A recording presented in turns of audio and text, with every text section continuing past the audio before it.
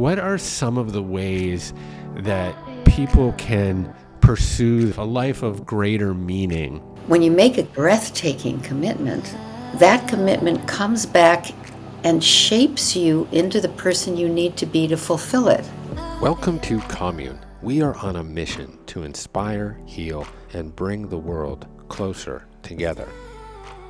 Okay, Lynne Twist, what a treat. Welcome to the Commune podcast. So great to be with you. Nice to be here. Thank you for inviting me. Yeah, well, first off, congratulations on the publishing of your most recent work, Living a Committed Life. I know the gestation period of books, and so that birthing process is always lengthy and requires a lot of stamina, so well done. In my case, it takes a village, so I'm grateful to the village that got me to do it. So that's my MO. Yeah, Ubuntu. We'll maybe get into that.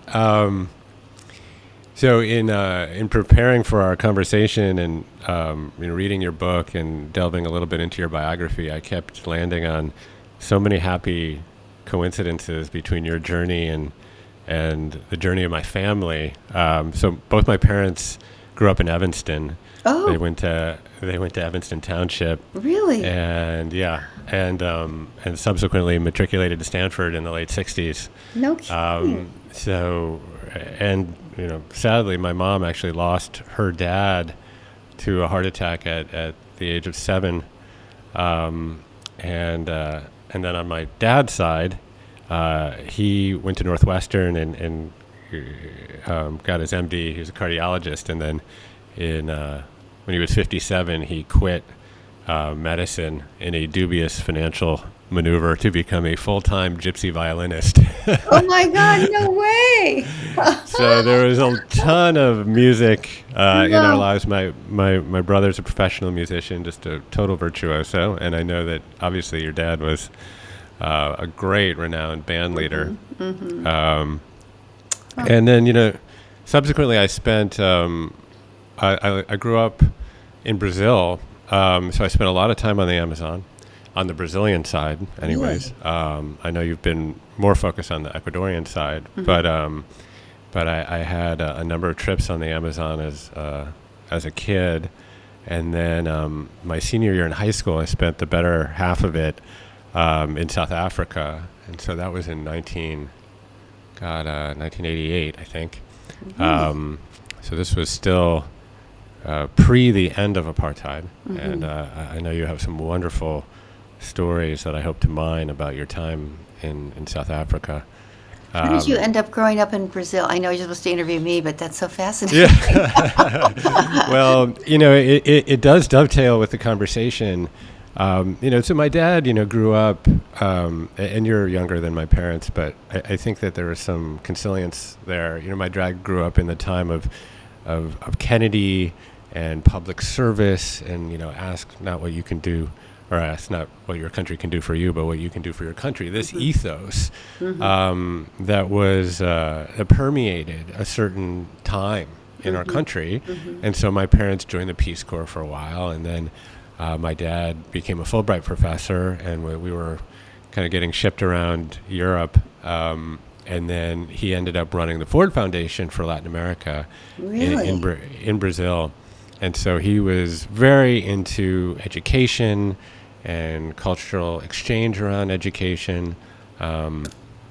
And his claim to fame, or my claim to fame, I should say, is that he was instrumental in bringing Sesame Street to Brazil and to Latin America. Really? At that time when we were there, and then my mom went on to get her PhD in political science and conflict resolution, and went on to work at the UN, and then taught conflict resolution and peacekeeping at the University of Accra in Ghana, which I also know you spent time in Accra. So I kept coming across all of these unbelievable intersections, and then of course we share a lot of common friends, Louis Schwartzberg and Jack Kornfield and Paul Hawken and so many others. So it's just so great to be in your orbit and connect with you directly here. What are your parents' names, just in case there's any way I knew them? Yeah, so it was Jean and Richard Krasno. Who knows? The world is vast, but yeah, I feel there are so many different points of intersection that I kept having these moments of Satori. Maybe we were in the same place at the same time many times and didn't know it until now. I don't know. I don't know. Possibly. I don't know. Well, I have hinted a little at your early biography. And, despite losing your dad, which I know was a devastating experience for you, you self-admittedly grew up in a very, I guess I would say maybe privileged environment. You were a wonderful student. You went to a great college. You married a super hunk of a successful guy. Everything in your life, seemingly from the outside, was very rosy. But you weren't fulfilled. And so I wonder if you could unpack that a little bit. And, why was this life that was seemingly so wonderful from the outside unfulfilling? And what was the inflection point that really inspired you to grab the splendid torch, if you will, towards a committed life? Well, I think the roots of that were probably in my family, like in yours. Actually, my mother was very socially active and was raised in immense privilege, way more privilege than I. She was raised in Korea. Her father was an engineer and was hired by the Emperor of Korea in 1895. His engineering firm was hired to build the entire railroad system for the whole country and bring Korea into the 20th century. And that was a huge assignment. I mean, all the bridges over the Han River, connecting the entire country by rail. And then he built the electric system in Seoul and the water system in Seoul. So anyway, that one engineering firm was hired by the emperor to do everything, and he made a huge fortune. And my mother was raised there in a way that was totally colonial and hated it. She was treated like a precious white child, she and her sister, who were carried around in jiggy sticks on a little thing, one of those things. Sure. And so when she got married and got out of that situation, they lost all the money, by the way, in the Depression, so there was no money left. But all that privilege and the way she was raised was upsetting for her. So she raised us in Evanston, Illinois, because Evanston was the only integrated school system in the United States at the time, the only one. And it was in the 50s. And, I had no idea. I was just in first grade, second grade, third grade. But we went to school with African-American people, and nobody else did that. And so that there was something there, I'll say. I hadn't thought of that, really. I don't think I put that in my book. But then when my father died, because we were raised as Catholics, I got super religious and thinking that it was my fault, like most children do when they lose a parent. They don't understand it. You can't explain it to them. So children often think that the death of a parent is their fault, especially when you're Catholic, because, Catholicism breeds a lot of guilt in there. We're really good at guilt. Yes. So I developed what I'll call my inner life in high school, when people are not doing that. In fact, I wasn't doing it publicly. I was privately doing it because I was a cheerleader and I was homecoming queen and I was this and I was that. I was one of those kids that kind of did everything in a big public high school. And then when I got to college, I went to Stanford, as you mentioned. I got very involved in poetry. And poetry, I don't know, became like a spiritual thing for me. Ivor Winters was on campus at the time. He was a resident poet. I started studying Rumi and Tagore and Rilke before people were talking about that. Now it's quite common, but I felt like I discovered this deep soul in poetry. So that was another track. And then I think the big turning point was taking EST. I just want to admit openly and publicly that the EST training, which was so controversial and kind of out of the box and weird, was a huge event for me. The human potential movement was just getting born, and Werner Erhard was a little bit, kind of like came across as kind of sleazy to many people, and had invented this thing called the EST training, and I just got into that hook, line, and sinker, and it really, really reshaped and transformed my life. I let go of the guilt of my father's death. I discovered that my inner life was the fullness of what was available for human beings. I through the EST network, was lucky enough to connect Buckminster Fuller to Werner Erhard, which created the miracle of this amazing thing called the Hunger Project, where I worked for 25 years on ending world hunger, which took me to Mother Teresa, at the feet of Mother Teresa. You can't get better than that. So I feel like I was in the right place at the right time. Circumstances arranged themselves, or maybe I was paying attention in a way that I developed an inner life that was pretty rich in high school. And in high school, that's not what's happening. So I feel like that was a big gift. My father's death was a tragedy and a gift in that way. So because he was such a hero for me when he died, and I felt so guilty about it, I made a kind of silent vow that I would live a life that he would be so proud of, that he would be he would look down from heaven or wherever he went, and he would be proud of me. I would go to Stanford, which is where he went. I would make a difference. I would be, I would do my best. And so, I don't know, all of that conspired to give me this path of what I'm calling a committed life.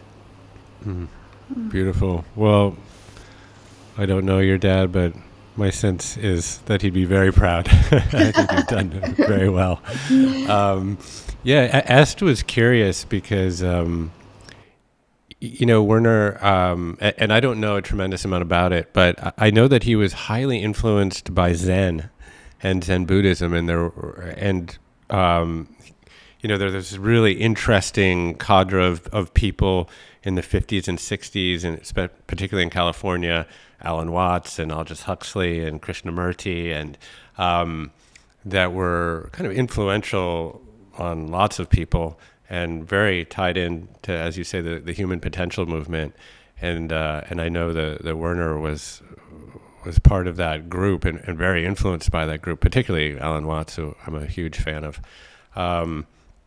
So there were elements of the EST training that came right out of Zen, and in some cases a bit draconian. Yeah. It's just like you couldn't go to the bathroom, or whatever. But it really did bend the arc of a lot of people's lives, and like you say, it's controversial, and later became. If I'm correct, I think his brother took it over, and then it transformed into Landmark Forum. But I think it's just amazing that you were able to facilitate this connection between Werner and Buckminster Fuller. So maybe for those who don't know, can you give us a little window into Buckminster Fuller, because he is among the most fascinating people of the 20th century, but I'm not sure that everyone has fluency with his biography. So can you give us a little color there? Yeah, I will. I love it because when I say his name to younger people, they have no idea who I'm talking about, and then I just love telling them about Bucky. So Buckminster Fuller lived in the 20th century. He was called the grandfather of the future. He invented the geodesic dome, which was the thing he was most famous for. He lived a life that was committed to an ethic he called creating a world that works for everyone with no one and nothing left out. Creating a world that works for everyone with no one and nothing left out. That was his ethic. And could one single little individual, he called himself, make a difference that would impact the future of humanity positively? And he lived his life as that experiment. Could one little individual, and he called himself ordinary, although I thought he was extraordinary, he became extraordinary, live a life that would impact all of humanity in a positive way?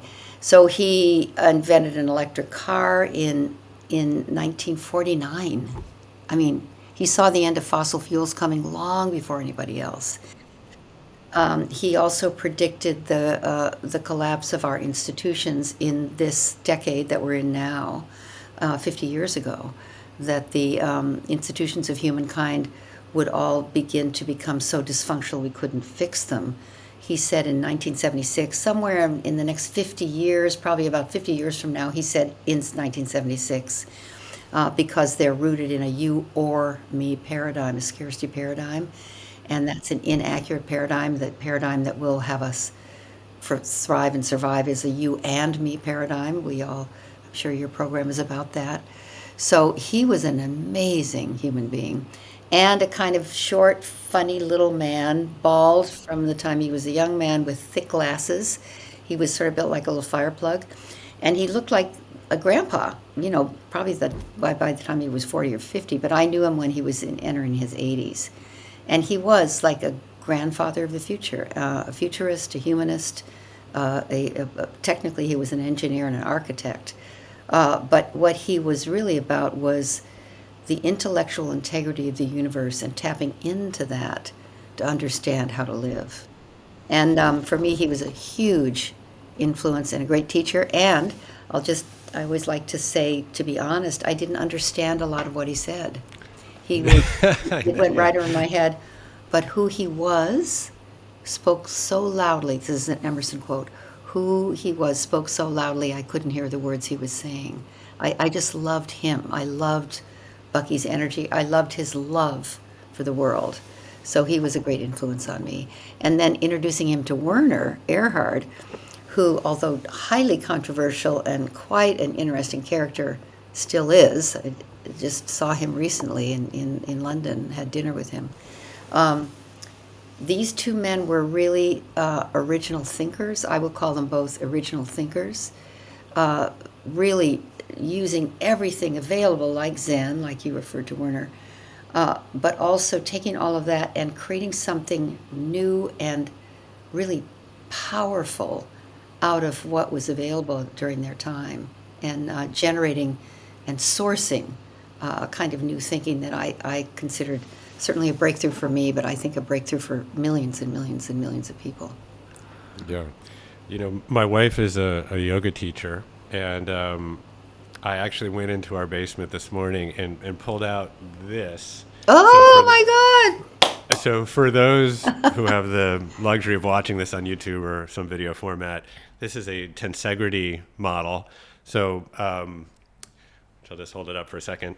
But so Bucky Fuller, as you said, he was an architect, and one of his designs was this tensegrity concept as the kind of intellectual or also physical architecture of the universe. And there's so many applications to it. My wife obviously uses it as an anatomical model, so the kind of connection of all of your bones with ligaments and muscle and musculature, and that there is a certain tension that is required to establish sort of the unity of the whole, and that there is a unity of a whole, that all of your singular bones and singular musculature do not exist in a vacuum or in a silo. And this was part of kind of his systems thinking, that we're all interconnected, and then you can apply that same kind of architecture to the forest and to humankind, and it had so many different applications.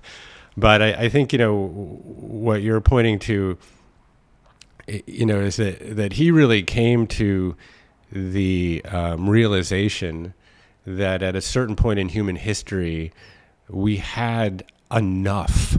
We had the technology and the innovation that created the enoughness for everyone to live a healthy and productive life. And I think, and you can lead me here, but that idea was at the core of the Hunger Project.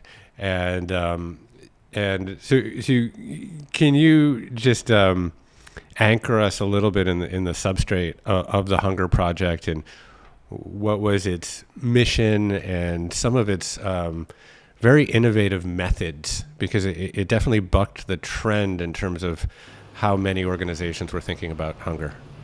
Well, I think the key insight that you just shared from Bucky was at the heart of the Hunger Project's ethos, that there is enough for everyone everywhere to have a healthy and productive life. And prior to 1970s in the United States and the world, there wasn't even that thought of a possibility. Our belief was that there were scarce resources and we needed to fight over them, and some people would win and some people would lose. Now, we still have that mindset in many cases, but it's no longer valid or appropriate and hasn't been for a very long time. And Bucky made that really, really clear. Both practically, let's say, there is enough, like an amount, but also there's enough not as an amount of anything, but a way of being in the world that has trust, has a respect for the sacred integrity of life, that it is meant to go on. It is meant for everybody to thrive. That's not just luck. No, that's the way the whole thing is designed. And Bucky really made that so clear in conversations with Werner Erhard, who was looking at how could he take the 75,000 kind of, they used to be called est holes, pardon my French, but because they were so enthusiastic from having their life suddenly transformed that they became kind of obnoxious and cult-like. And Werner was looking at, he had 75,000 graduates, they were called, from the S training, who were, behaving with their transformed way and trying to recruit everybody in the world to their way of seeing, that they became a little obnoxious. And Werner wanted to take that power and have it not be so self-absorbed, the people who'd taken the S training, and turn it towards something useful. And he was studying hunger at the time. And as one of the most fundamental breakdowns in the human family, that we couldn't feed ourselves and each other, and that 44,000 at that time, 1977, on a planet of 4.3 billion people, 44,000 people, most of them children under 5, were dying every single day from hunger and starvation. And that was just unconscionable. And Werner wanted to do something about it. And then his interactions with Bucky, who was coming from this enoughness, this intellectual integrity of the universe, let me say, because that was a phrase he used. They came together, and in that meeting and then subsequent meetings with other wonderful people like John Denver and Roy Prosterman and other really amazing people, Werner had the guts, the courage to commit to ending world hunger. No one had ever thought the thought, you can end world hunger. You can alleviate the suffering, you can make it not so bad, you can help people.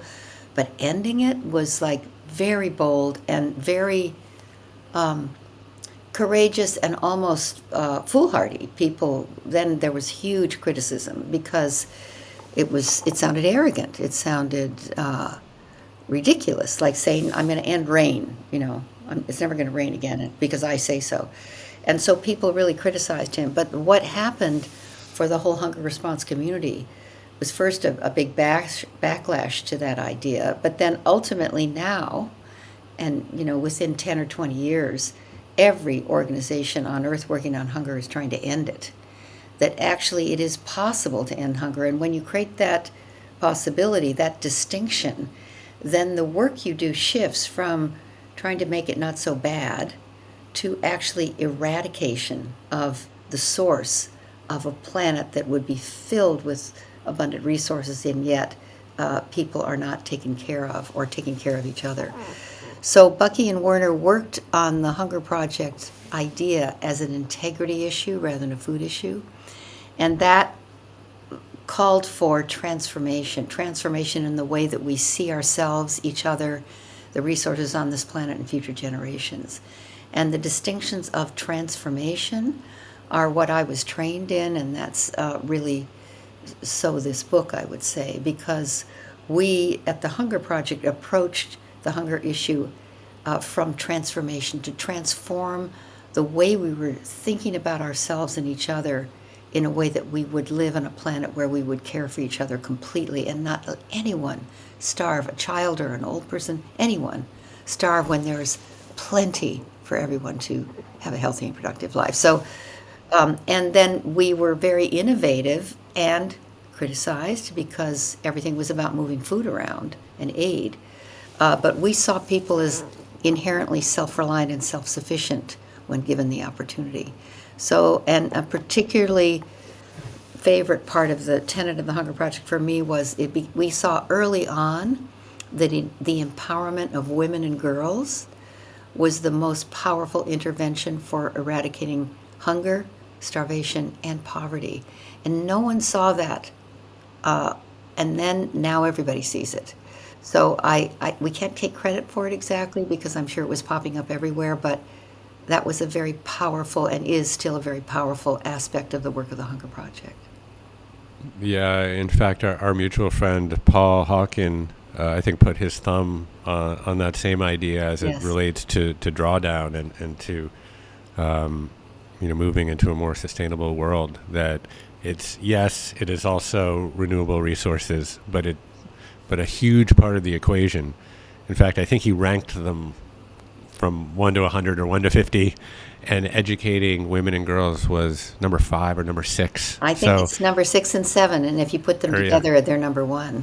Right. Yeah. In fact, so Werner, as part of you facilitating this introduction, and then subsequently being such a central figure in the Hunger Project for so many years, but to be honest, I'm learning so much through learning about you.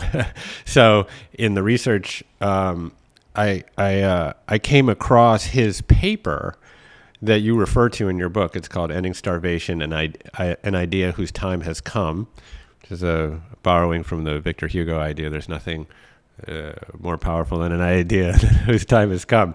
And I read the paper, and it is just one of the most inspirational pieces of writing I've read in some time. And just to kind of give people an idea of the scale, so I just have one little excerpt that I'll read. So, starvation both maintains and dramatizes a world that does not work. Persisting throughout history, it has accounted for more deaths and suffering than all epidemics, wars, and natural disasters combined.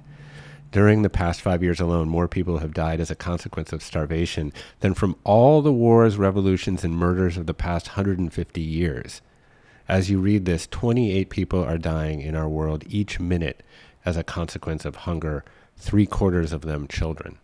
I mean, that is just a, stark, brisk slap in the face if anyone needs one. Now, of course, this was some time ago.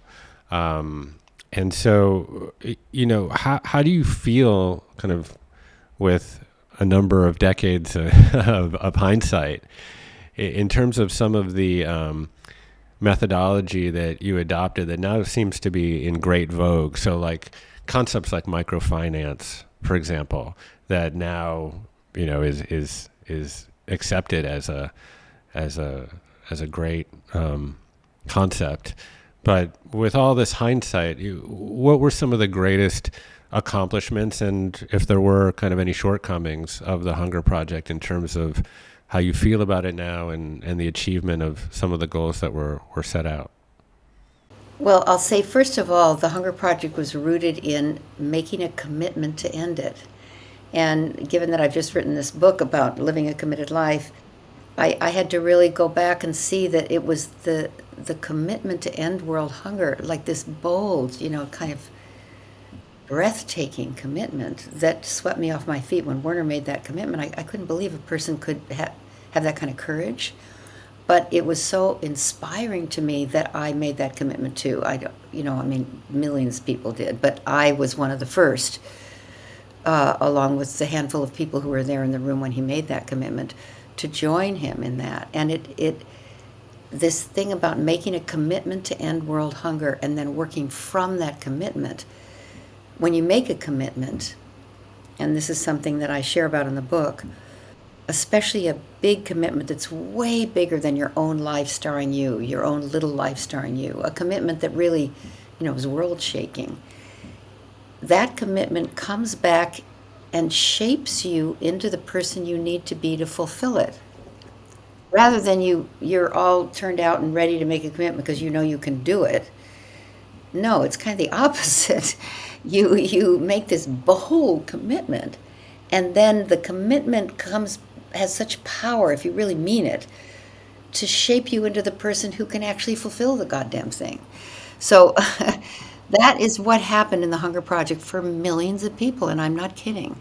We created an enrollment campaign to enroll people in the commitment to end hunger, because there wasn't that commitment in the world. There was a commitment to alleviate suffering, to feel sorry for hungry people, to do things to help them it not be so bad, to work really at the periphery of the problem, we used to say. But a commitment to end it put you right in the center of the action, and then we started to realize there's nobody to feel sorry for. There's no pity allowed in this. The people who are hungry, people living in the conditions of hunger and poverty, are in the front lines of ending world hunger. And what a privilege to stand next to them and join them, because they're not poor. And we call them poor, but what's poor is their circumstances, not them. In fact, people living in those conditions are some of the strongest, most resilient, most creative people on planet Earth. Those circumstances almost forge, and you might say force, an inner strength that those of us who live comfortable lives don't need to find. We're everything's so cushy for us, but that is, when you start getting engaged with people living in conditions of hunger and poverty, you realize how strong they are and how creative they are. We used to say, and I still do say, a hungry person, especially a mother, exhibits more courage to get through one day than you and I are going to need in our lifetime.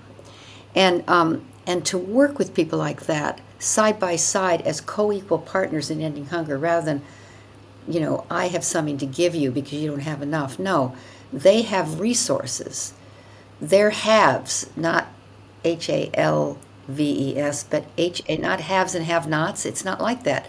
We all have strengths. We all have capacities, and coming together with the kind of resources that someone like I would have, money, power, influence, education, with Ethiopian women who can't feed their own children, but the strength of their character and their relationship with the Creator and their understanding of the natural world and their resolve to live is a huge strength and capacity. So anyway, the Hunger Project taught me and millions of people about commitment, the power of it.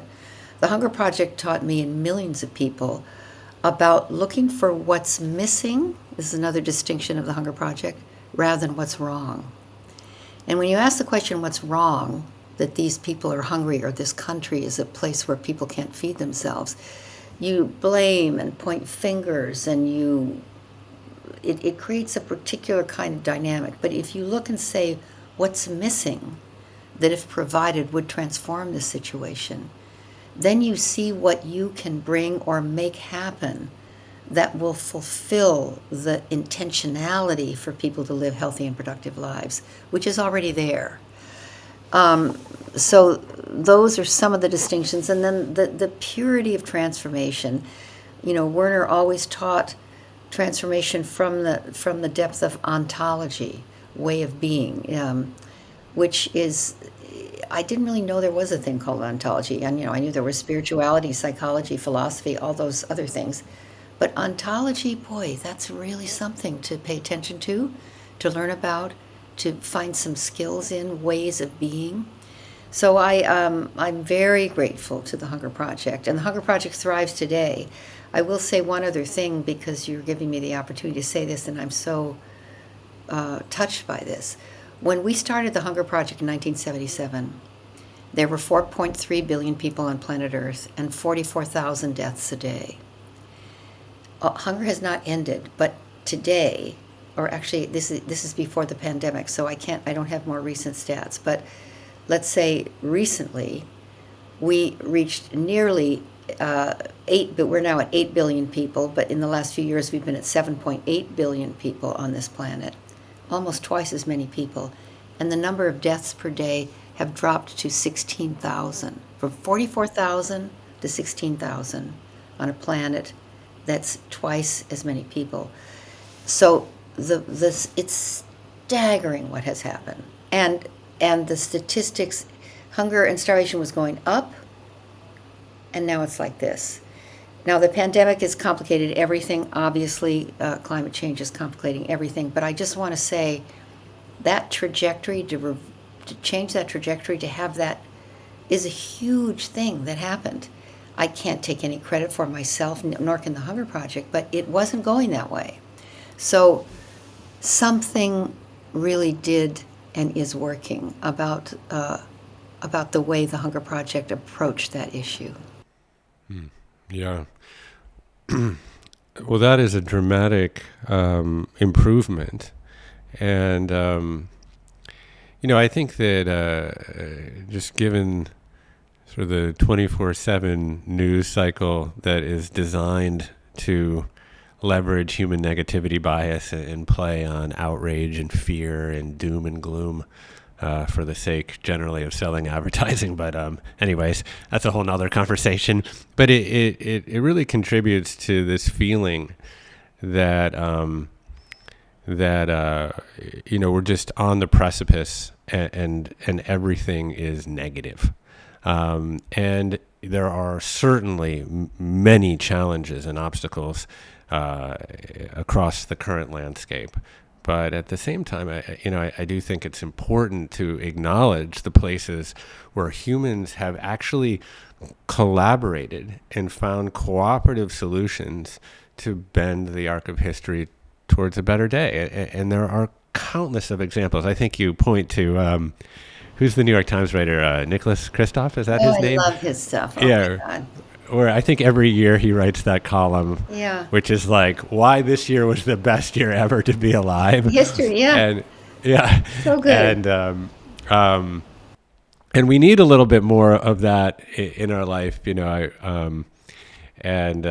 think I read in Steven Pinker's book that over the decade from 2003 to 2013, the average life expectancy of people in Africa grew 10 years. Oh my God, really? And so if you actually think about that through that 10-year period, no one got any older in terms of a life expectancy standpoint. And so, there's a lot of, great accomplishments that we can point to. And I think, the thread that consistently appears through your work is that humans are actually innately cooperative, or I would say that nature is innately cooperative. And your work is so vast, like I said, it's pointed me in so many different directions. So I ended up, I've been reading The Overstory by Richard Powers, which is such a wonderful book. And there's a character in it, Patricia Westerford, I think is her name. Mm-hmm. And that character is based on a woman from British Columbia named Suzanne Simard, I think. Suzanne Simard, Dr. Suzanne Simard. She's a good friend of mine, yeah. Okay, yeah, her work is just fascinating. And it speaks to this inherent cooperative operating system of nature. Now, she specifically talks about trees and how trees literally share food with one another. That's sort of a great simplification of it.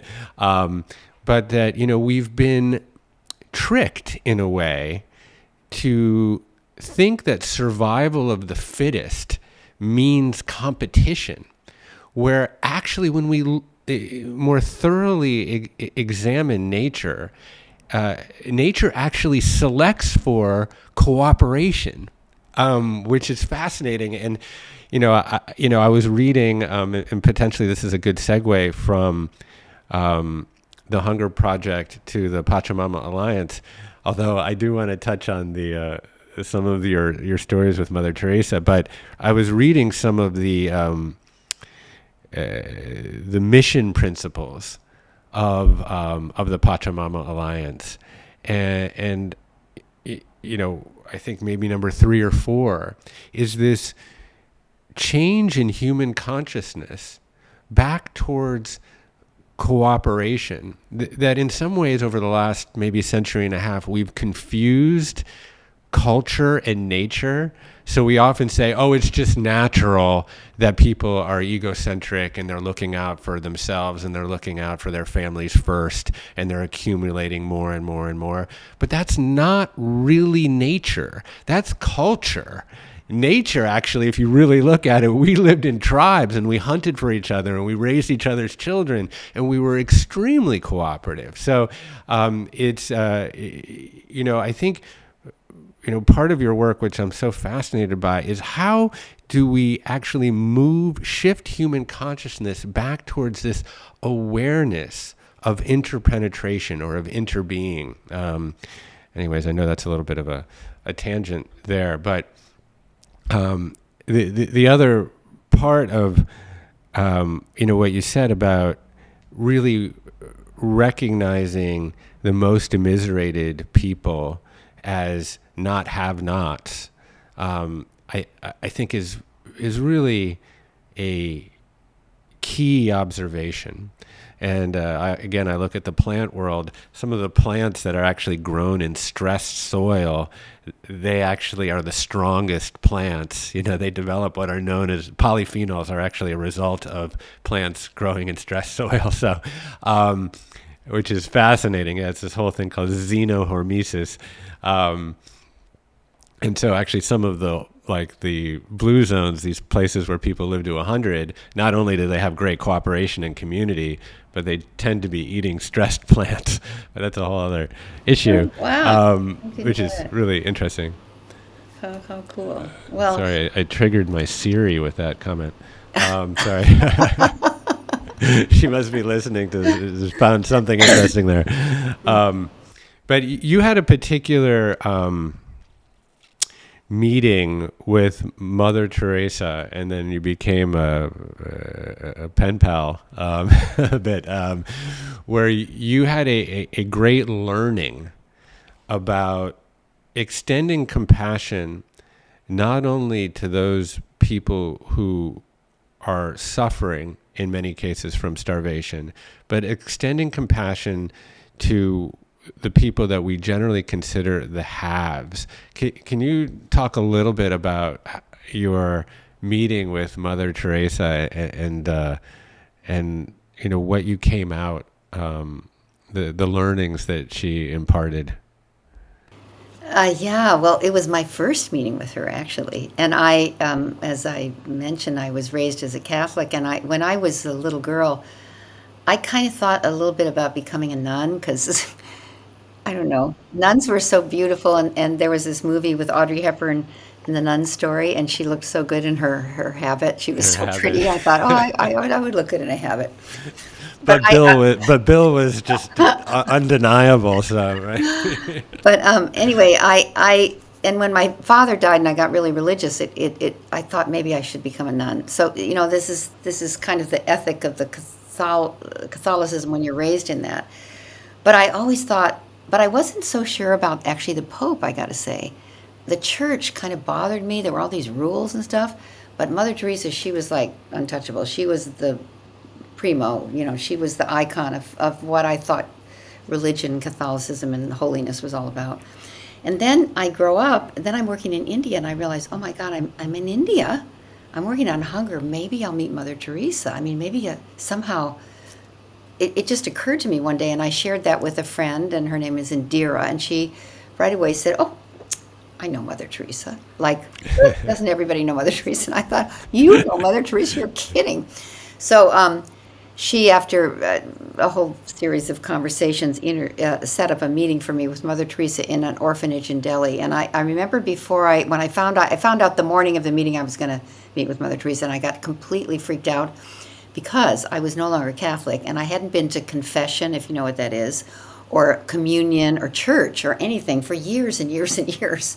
So I suddenly practically took a bath in holy water. I went to church. I canceled everything. I was going to meet with her in the evening at 7:30 that night, and I found out about it at about 7:30 in the morning. That day, I tried to recover my religious holiness in order to meet with her. I was so nervous. So then when I actually arrived at the orphanage in Old Delhi, and I was coming up the front steps, there was a crumpled piece of newspaper that I picked up because I'm a sort of a trash picker-upper kind of person. And as I picked it up, I realized inside of this crumpled piece of newspaper there was a baby girl, a child, an infant. This was the smallest human being I've ever seen in my life. You know, memory has it that my hand, she was about the size of my hand. She was so tiny, premature little baby girl.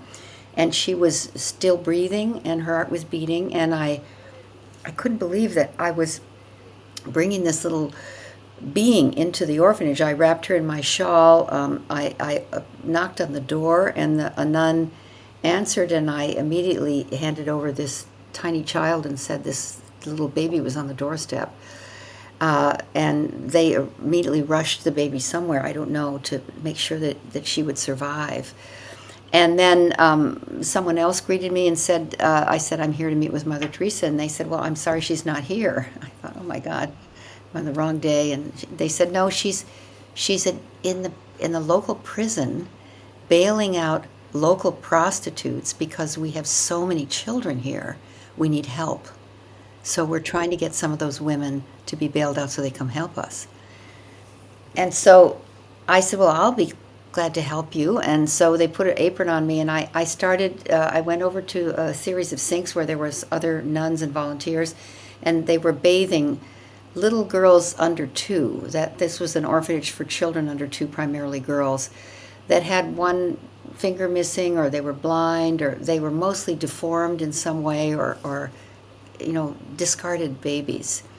And it was just, it sounded so tragic, but it was blissful. I was in Mother Teresa's orphanage. I was bathing little tiny baby children. I was with nuns who were singing. It was, you know, it was absolutely, it was like being in heaven. And I remember thinking, God, this is my meeting with Mother Teresa. She always used to say, I am my work. And then within maybe, I don't know, half hour, 45 minutes, and I'm just in absolute heaven washing these little babies. Someone taps me on the shoulder and says, she's here. So then I get all nervous again. Walk down, follow a nun down the hall to another hallway. It was a dark hallway. I remember this very, very distinctly. And I thought, gosh, is this where I'm going to meet with her? And there was a little wooden table and 2 chairs on either side against the wall. And I sat in one of the chairs. And then within maybe 5 minutes, I see a Labrador retriever coming down this long, dark hallway with a little gray beard, and this is her. I knew that this was her dog, who preceded her everywhere, her beloved Labrador. You know, crippled, an old little dog, beautiful dog, and behind the dog was Mother Teresa, tiny, tiny human being, all bent over from osteoporosis, wearing sandals, and her gnarly little toes were sticking out. I mean, it was just like, oh my God, it's Mother Teresa. And I remember rushing over and kneeling at her feet. And when I knelt, I was about her height because she was so small. And she put her hands on my head, and I did what you're supposed to do, kissed her hand, and I thought I should kiss her feet. And then she said, no, get up. And then I felt like a giant. Anyway, she took me over to this little table and chairs, and we started this conversation about hunger and poverty. And I actually can't even remember what she said, because that wasn't what was going on. It was just like tears were streaming down my face. I was in the company of a saint. I have no idea what she said or what we talked about, really. It just was just blissful. And then there was this huge, loud noise down the other end of the hall, and it was like a scuffle and loud, angry Indian voices. And then an aroma, which I'll call like a kind of a terrible smell, an over-perfumed smell, like when you get in a taxi in New York and they have one of those aroma things. It was so strong. And I could smell and hear angry, loud people. And a couple came into this meeting that I was having with Mother Teresa, burst down the hall, loud, boisterous, big. The man, the husband, he was a Sikh. He had a turban on with a big, giant topaz right here in his turban, and he was portly and huge. I mean, just gigantic, both this way and this way, and very portly, and very elegant, but overdone. And he had a ring. I remember he had a ring on every single finger on one of his hands, including his thumb. I'll never forget that ring on his thumb. And then what I think was his wife, she was behind him, with a very shrill kind of voice. She was over-perfumed, overdressed, overweight, overbearing, over the top. She had a diamond in her nose, and then diamonds that went from her nose to her ear like that. She was just, and she was sort of falling out of her sari because she was a huge, large person. So they're loud and angry and rude and ugly and smelly, actually.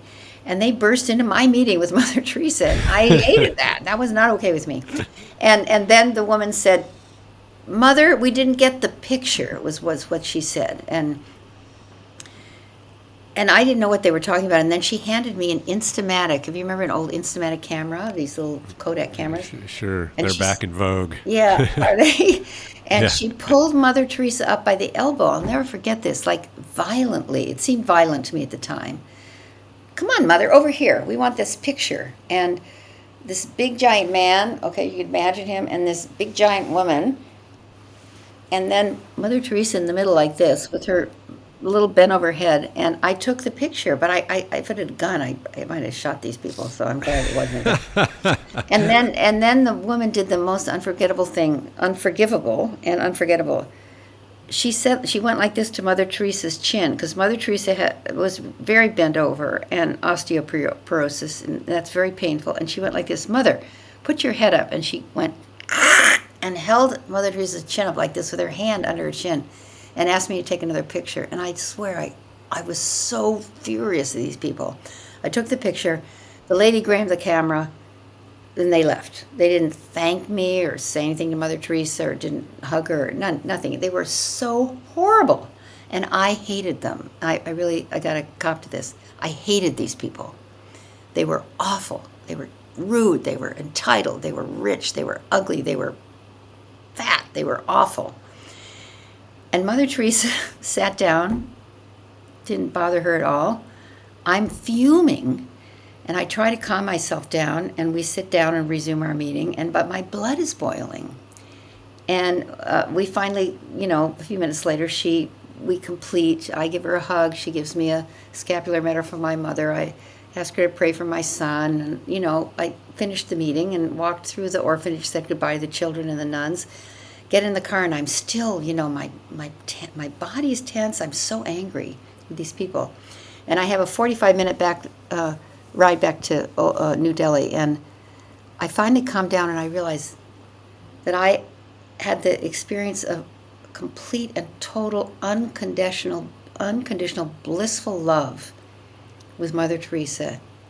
And in the same space and in the same time and in her presence, I had an experience of profound hate. And she did not. She was fine with those people. She saw Christ in their face. She sees Christ in every face. And when I got back to the hotel, I wrote her a letter thanking her for the teaching, because I realized that was my teaching with Mother Teresa. And she wrote me back, which was so cool that she wrote me back. And she signed her letters M. Teresa, Sister M. Teresa. I love that. And she said, thank you for your your letter, and I want you to know that you're naturally drawn to serve those who are struggling, suffering, less fortunate, poor, hungry, in need. But your circle of compassion needs to widen and include the entitled, the wealthy, the rude, the calcified, the people who are living in the vicious cycle of wealth, because it can be as intractable and as painful as the vicious cycle of poverty. And it just floored me. And I realized that, yes, that she saw Christ in those faces too, and that I didn't. And from that morning meeting forward, I have become, I think, very skillful and very dedicated to support people of great wealth, to stay in the core of their heart. It's hard. So the Soul of Money Institute, which is another thing that I do, we serve often very, very, very wealthy families that are struggling with how wealth can amplify the worst in us rather than resolve it. But anyway, I'll stop there. That was my very, very seminal first meeting with Mother Teresa, and then I ended up working with her and getting to know her quite well. Yeah, that's a wonderful story, full of rich imagery. Also, the details that we seem to remember through life, like the ring on the thumb, is curious.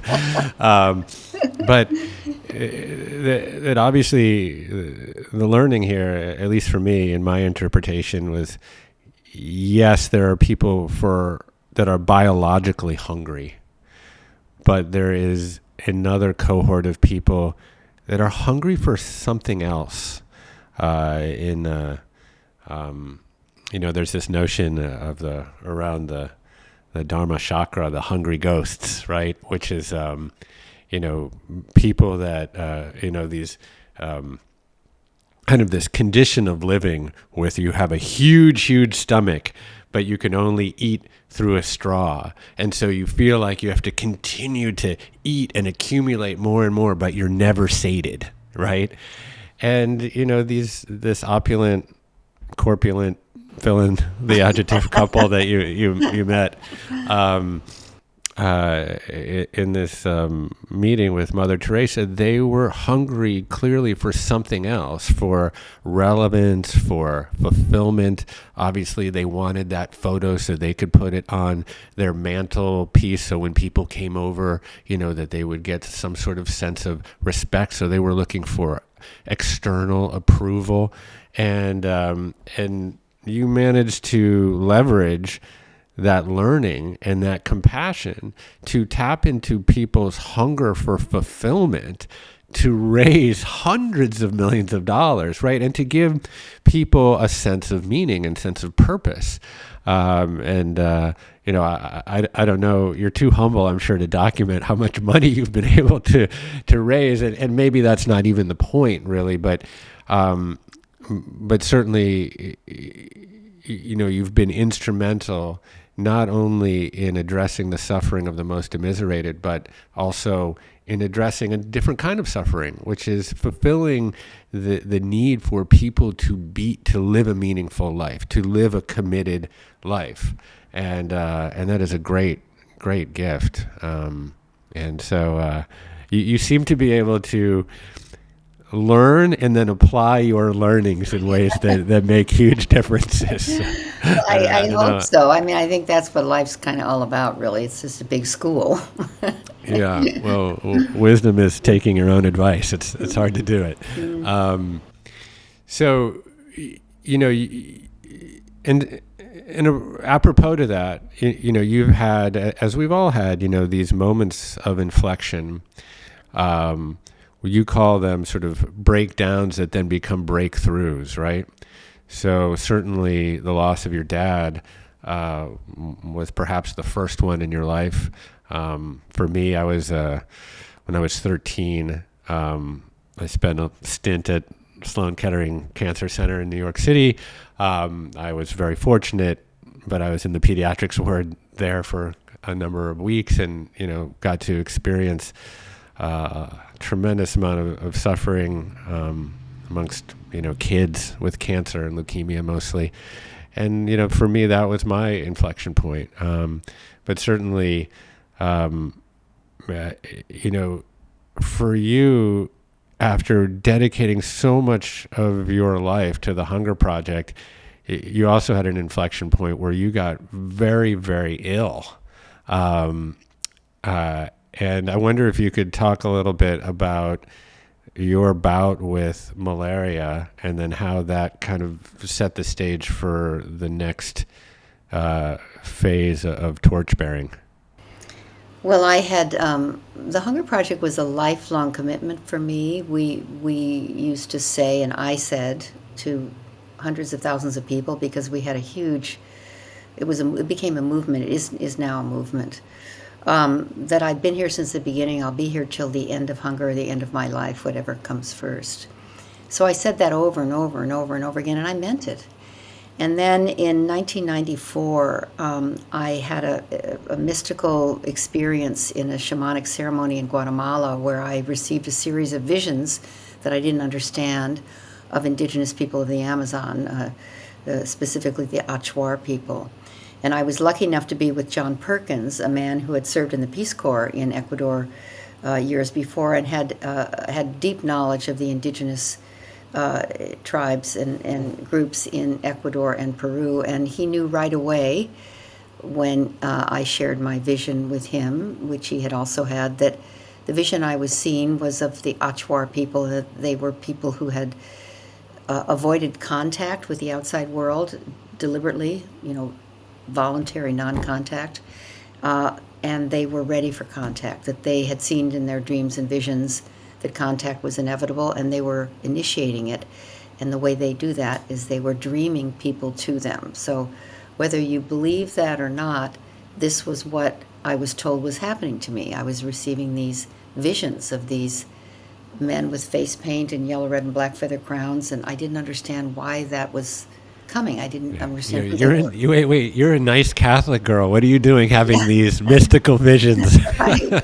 And I just thought, well, shamanic ceremony, there wasn't any medicine or anything. It was just chanting and whistling and this beautiful shaman drumming, and he was just an awesome guy named Roberto Pose. But after that experience, I was haunted by it, but I didn't buy it, kind of. John Perkins said, listen, Lynn, they're calling for us. We need to go to the Achuar people. I know where they are. I know who they are. And this is it's a huge privilege, first major contact from the outside world. I said, I can't do that. I'm not thinking about the Amazon rainforest. I don't speak Spanish. I'm ending world hunger. I'm not done. I can't do it.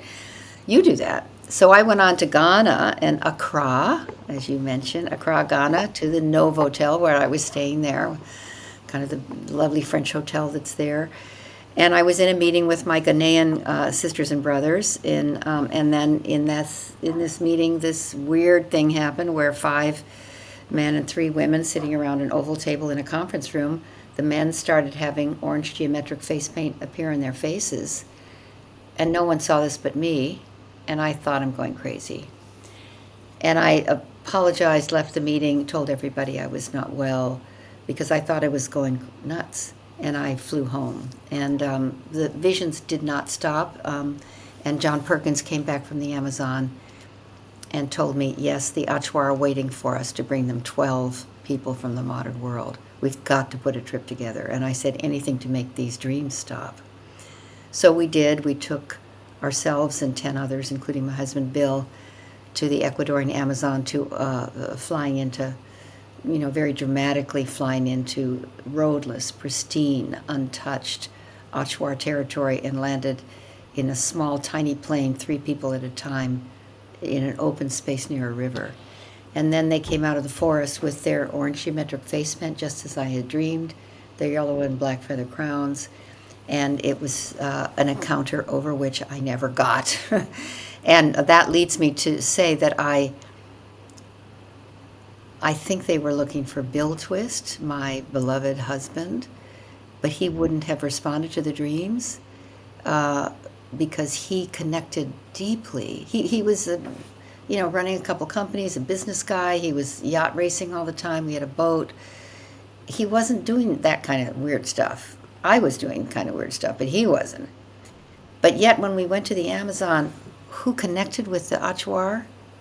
It was all men, warriors that we were with, was Bill, and they trusted him immediately. He was kind of like, they captured his heart, his soul, and his being.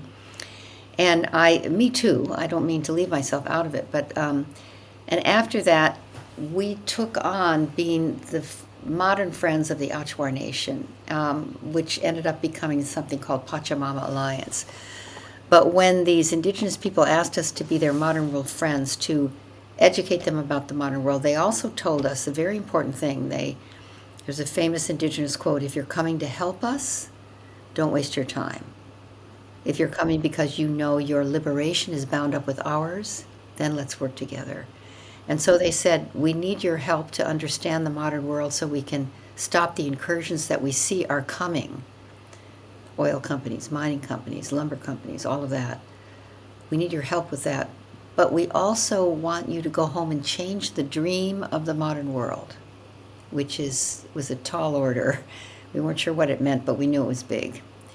So we went home, and then Bill really sort of started this whole relationship, was sort of managing it back and forth.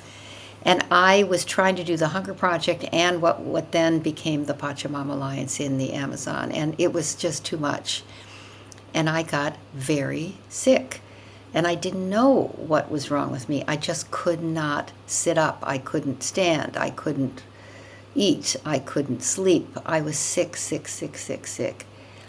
And I had many tests thinking that I just had malaria, because, not that that's a small thing, but I had been working in hunger and poverty, so I knew malaria when I saw it. And I thought, I got it, I've got malaria. But the test, I had 5 tests that came up negative for malaria over several months. And finally, the 6th test confirmed I had malaria all along. Vivax and Ovale, which are 2 strains, one from India and one from Lake Tana in Ethiopia. And I was like flattened by it. And I couldn't work for anybody. I couldn't do anything. And I look back on that now. At the time I had no idea what was going on. But I look back on that now is I was being whooped, by God, by the universe, by the forest, whatever it was, to just stop and pay attention to what was happening, that this was a new calling. I couldn't have stopped being at the Hunger Project without that illness. I just couldn't, because I had so many people that depended on me. I thought I was, kind of the central cog in a huge wheel. I was or I wasn't, whatever it was, I didn't know how to leave. And it was 9 months, which is also interesting, not 8 months, not 10 months, 9 months, kind of prophetic. I had to be reborn in a new commitment, a new calling, and that was the gift of that illness, to have me realize this is the next chapter of my life, the Pachamama Alliance, the work in the Amazon, the work with the environment, the work to change the dream of the modern world. So that was a long answer to your question about being sick, but it was very helpful, and I'm grateful. Yeah, I think, one of the great teachings that you impart, and every sage and mystic imparts, is that oftentimes our greatest growth emerges from these places of rock bottom, and how do we find meaning in our suffering, or transmute post-traumatic stress to post-traumatic growth, and what are all of those learnings that come with that. Changing the dream of the modern world it's a curious concept that maybe you could help unpack a little bit, because I know that you kind of have a pentagon of commitments in your life, one of which is to end hunger, another which is supporting women, kind of step into, I think, what you call the Sophia generation, or era, century, yeah. obviously addressing the health of the rainforest and the ecosystems in the Amazon. And those are kind of specific in nature.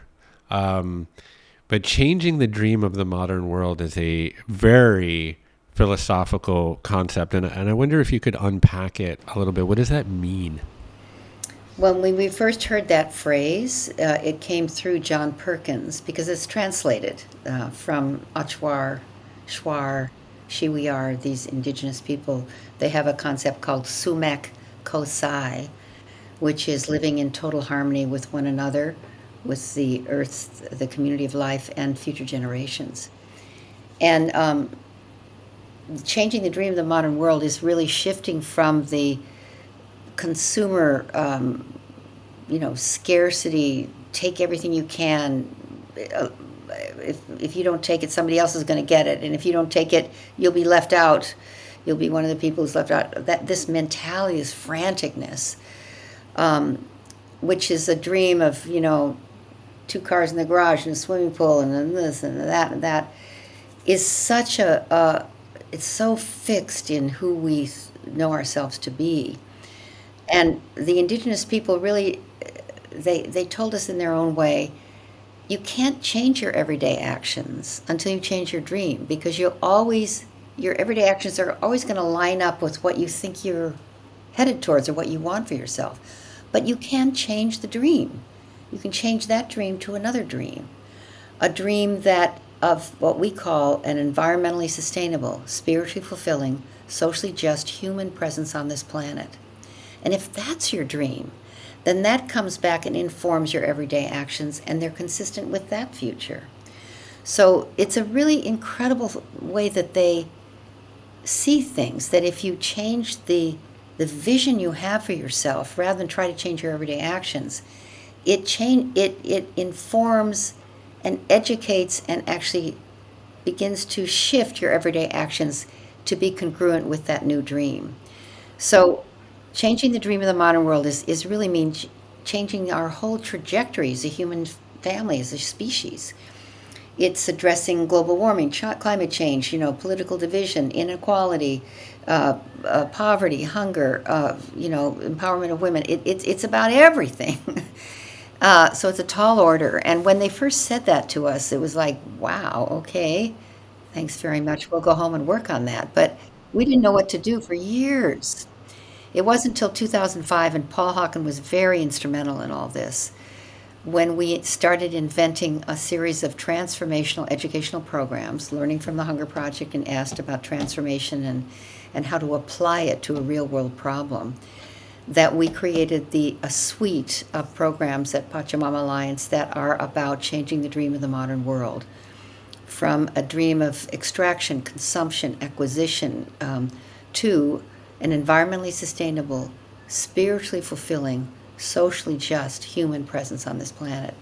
And that's the core work of the Pachamama Alliance, and probably the core work of my life now, because it includes ending hunger, it includes empowering women, it includes preserving the Amazon, it includes indigenous wisdom, it includes spiritual depth, it includes seeing no one as poor, but circumstances as poor, and everyone is whole and complete and self-reliant and self-sufficient when they have the opportunity to be that.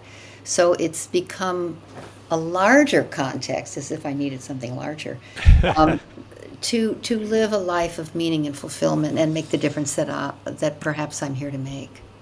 Yeah. In some ways, it's the way a functional medicine doctor tries to go upstream to understand the root cause of disease instead of just masking symptoms with prescriptions or what have you. That this notion of changing the dream really moves upstream, and it really examines these central delusions, this kind of the lie of scarcity, for example, or the feeling that there just isn't enough, that we sort of instinctually sense. But again, if we can just change, if we can essentially, like what you say, sort of manifest from the end, essentially change the dream such that the chopping wood and carrying water of every day serves a different goal. And like you kind of outline in the book, which is kind of amazing transformation, is that you become the commitment that you make. And then life is just absolutely rich and expansive and effusive and vibrant. I think about commitment, in my own life, because commitment, so often gets understood and defined within this sort of brackets of sacrifice of like, oh, well, what do I have to give up? So I think about, my relationship with my wife, for example. We've been together for 35 years, which is like nuts. And it could very easily be framed of like all the things that I had to give up during that time to have this commitment, but there could be nothing farther from the truth. In fact, the commitment has allowed me to take all sorts of madcap risks and pursue wild dreams, knowing that in failure, there is this kind of soft pillow of commitment to cushion my fall. And believe me, there's been plenty of failures. And so in that sense, commitment is the opposite of limitation. It's the opposite of sacrifice. It's actually liberation. It's given me the freedom to go out and do all these things, knowing that there is, the community of my family and my wife to support me, if I should falter. And inevitably, like I say, I've faltered plenty of times. And so I think, it's like redefining that notion of commitment and really and understanding how liberating that it can be. And in the book you outline these toxic myths of scarcity, and I wonder if you might enumerate a couple of them, because I think it's really, really helpful. If we're going to change the dream, we have to change our mindset of that we have in connection to abundance, sufficiency, and scarcity. So can you untangle that just a tiny bit? Yeah, so I call the mindset of scarcity the great lie that drives a lot of the destruction of our planet and each other. That is such a pariah in our, and we believe it so deeply that we don't even know we're believing in scarcity. So it comes before thinking, before deliberation. We look from a lens of there's not enough time, there's not enough money, there's not enough love, there's not enough sex, there's not enough this, there's not enough that. So the lie of scarcity has what I call 3 toxic myths. Number 1, there's not enough. This belief that there's not enough to go around and someone somewhere is always going to be left out, and you got to make sure it's not you and yours, whoever you think that is. So it immediately makes an us and a them. So toxic myth number 1 is deadly. There's not enough to go around and someone's going to be left out, and make sure it's not you and yours. So then somebody's going to be left out, but you want to make sure it's not you and yours, and you'll help them someday, but you have to have way more than you need in order to even think about that. There's not enough. The second one, more is better. More of anything and everything is better. I mean, working with some of the billionaire families we work with, how in the world could they think they need more when they have billions of dollars? But they think that because it's an unconscious, unexamined assumption that more is just better. More planes, more boats, more houses, more this, more that. But that's true of everybody. We all think we need more of something, but the unconscious, unexamined more, and the intensity of advertising and marketing, and then these algorithms now that are just like they're coming through internet. So the first toxic myth is there's not enough. The second is more is better. And the third is that's just the way that it is.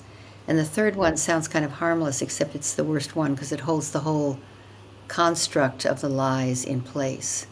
And so I try to do what I can to blow that out of the water, the mindset of scarcity. It's not. It doesn't mean that there aren't some places where people need more water or more opportunity. I'm not saying that, but it's the mindset, the unconscious, unexamined mindset that lives primarily in the affluent world, that has us doing things that are inconsistent with our humanity.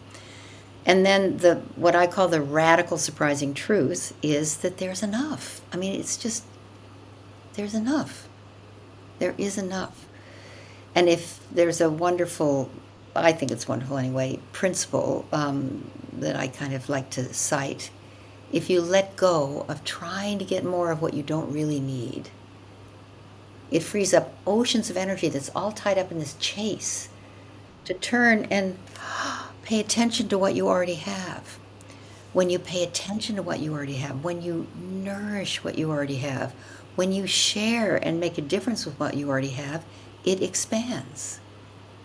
So another short way of saying it is what you appreciate appreciates. And it's just a completely different way to live. But I think it's the radical surprising truth about life. You know, we all kind of know that when we watch a sunset, or when we're, you know, putting our finger on the hand of a little baby that curls its fingers around you. There's enough of everything everywhere to have a healthy and productive life. It's not, we don't need to be desperate and frantic and accumulating and worrying. We can rest in there is enough. We are. It's not just there's enough. We are enough. Because we start to have a deficit relationship with ourselves. It's not just there's not enough, it's not enough, we don't have enough. It starts to be I am not enough. And then we have drug crises and obesity and mental illness. But when you realize there is enough and we are enough, that's a way to live that I call the radical surprising truth. And that is available every minute to every human being, no matter what the circumstances. Yeah, so I think that's kind of covers it, but you know, I can go farther with all that, of course. No, I appreciate that. I mean, I was just I just interviewed Louis Schwartzberg, and you play a wonderful role in his recent film or documentary called Gratitude Revealed. I love him. And what you call great fullness, which is great fullness. It's a portmanteau or something like that, which is, but they're all these, you know, stoic gratitude practices. And I think that kind of really gets to it, is that when we can focus on loving what we have, then we become whole and complete. And we actually acknowledge that we don't have as many needs as we think we do. And when you, in the absence of need, love can be something given instead of taken. And it really is transformational. And so there's all these, in Stoicism, they're often framed as negative visualizations, and they can kind of seem somewhat morbid. So, you know, instead of always being on this hedonic treadmill, sort of like to eliminate the gap between you and happiness, you can keep chasing things, right? But the second that you get that thing and you unwrap it, you're already focused on the glittering, shining object on the horizon. So, just the gap opens back up again. But the other way to address that gap is to move this way and to actually focus on loving what you already have. And sometimes the way to do that is imagine losing something that you already have, that you love and cherish, and then coming back to the realization that there it is in your life and it's here. And that can really move you into a place of munificence and certainly gratitude. So I want to be mindful of your time, because I feel like there's so many things that I want to probe. There's a wonderful story that you tell about Mandela and forgiveness, and just having spent a lot of time in South Africa, that story really, hit my heart in a very direct way. But I will just encourage people to really get your book and read it, and also enroll in some of the programs that you offer through the Soul of Money Institute. But I guess I'd like to kind of move into the denouement of our conversation by asking you kind of just some practical questions for people that are seeking a committed life, a life of greater meaning, what are some of the ways that people can pursue that? Because I think a lot of the time, people feel a sense of paralysis or numbness in the face of the enormity of the world's problems, and then it's just easier to do nothing, and they can't answer a calling. So how would you advise people, like what are some of the steps that people can take to live this more fulfilling, committed life? I'll just say that there's a let's see how to answer that in a practical way. But before I get practical, I just want to say I really think that if you're alive today, you have a role to play, and because it's so epic that this decade, you think about how this decade really got announced in 2019 with the pandemic. It's like the indigenous people called the pandemic an announcement. Not a punishment, but an announcement from the mother to pay attention and go within because big stuff is coming. And when you think about that was 2019. So 2020, 2021, 2022, 2023, 2024, 2025, 2026, to 2029, to 2030. This is the pivotal decade. We have so much we want to accomplish, we as the human family in this decade. This is so pivotal. So if you're alive now, you've got a role to play. That's what I say. And it may not be a big giant role, and it may not be a little tiny role. It's just your role. And if you know that and believe what I'm saying, or even listen to what I'm saying, you're being called. I say that this is the most exciting time for anyone to be alive. We can make such a difference with our life. The choices we make influence the future of life for the next 1,000 years. That's like so cool. That's not a burden. That ennobles your life. That makes your life so meaningful. So we have this critical, pivotal time where we're alive. And what is your role in it? Well, what breaks your heart? Pay attention to that. And what breaks your heart is a sign that there's a role for you there. Or what, makes you cry in a good way, touches your soul. Who are your heroes and heroines? How can you get behind them, even if they're living or dead? What did you care about most when you were a child that you now realize, oh my God, I can do something about that now? And step into life. Don't retract. Step into life. Be bold. Be that wonderful phrase from Ram Dass, use fierce grace to engage with what's not working, that you want to get involved in prison work, do something about the homeless. If you're terrified of child abuse, don't be terrified by it, get engaged with it.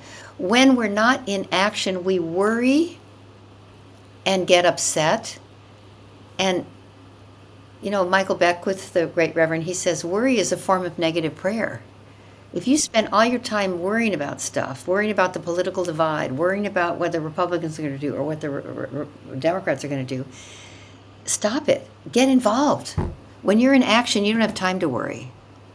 Yeah. You say this great thing in the book about taking a stand versus taking a position. Yes, you're right. Right? Yeah. So by taking a position, you inherently create an opposition. There's sort of some Newtonian laws of motion there at play where, one action begets an equal and opposite reaction.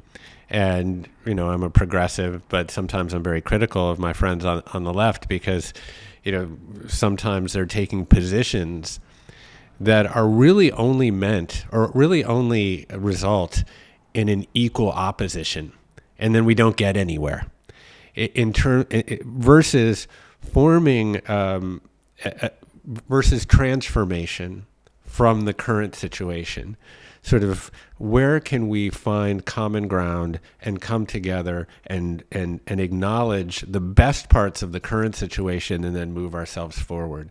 I really love that framing because right now it's so easy to become positional, right? it's almost like a cop out. Well, Yeah, go ahead. I have a friend, Bob Boyster, who's president and CEO of the Fetzer Institute. He wrote a really great op-ed in the Washington Post recently, and he said, "Not right, not left. Let's go deep. Not right, not left. Go deep."